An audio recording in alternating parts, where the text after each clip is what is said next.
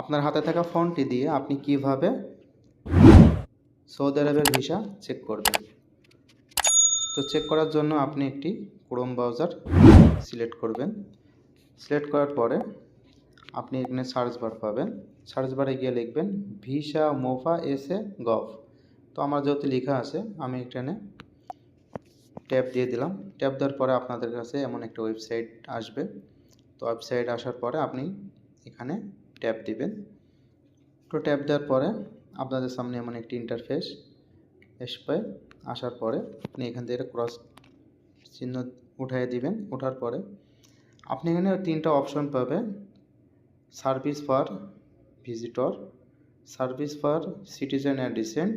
তো আপনার এগুলো দরকার নেই, আপনি মাঝখানটায় ট্যাপ দিবেন সিটিজেন অ্যান্ড রিসেন্ট। এখানে ট্যাপ দেওয়ার পরে এখানে একটা সার্চ বার আসবে। সার্চ বারে গিয়ে আপনি লিখবেন ফাইন্ড, FIND, ফাইন্ড।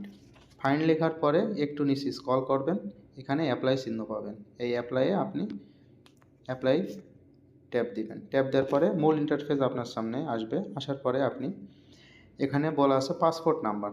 তো আপনি যার ভিসা চেক করবেন তার পাসপোর্ট নাম্বারটা দিয়ে দেবেন। তো আমার যেহেতু পাসপোর্ট নাম্বারটা আগেই কপি করা আছে, তো আমি পাসপোর্ট নাম্বারটা এখানে এন্টার করে দিচ্ছি। দেওয়ার পর ন্যাশনালিটি, আপনি যে দেশের সেই ন্যাশনালিটি দিয়ে দিবেন। আমি এখানে বাংলাদেশ সিলেক্ট করে দিলাম।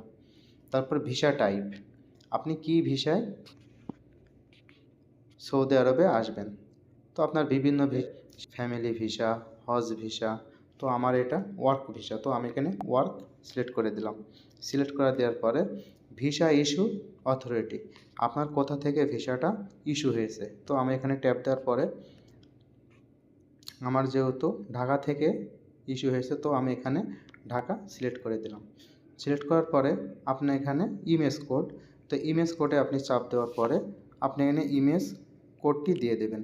তো আমি আমার ইমেজ কোডটি এখানে বসিয়ে দিচ্ছি 35357 দেওয়ার পরে একটু স্ক্রল করবেন। এখানে আপনি দেখতে পারবেন সার্চ অপশন, এই সার্চ অপশনে আপনি ট্যাপ দিবেন। তো দেখেন আপনাদের ভিসাটা সামনে এসে গিয়েছে। এখান থেকে আপনি ভিসা নাম্বার সব কিছু চেক করতে পারবেন। এভাবে আপনারা চেক করবেন।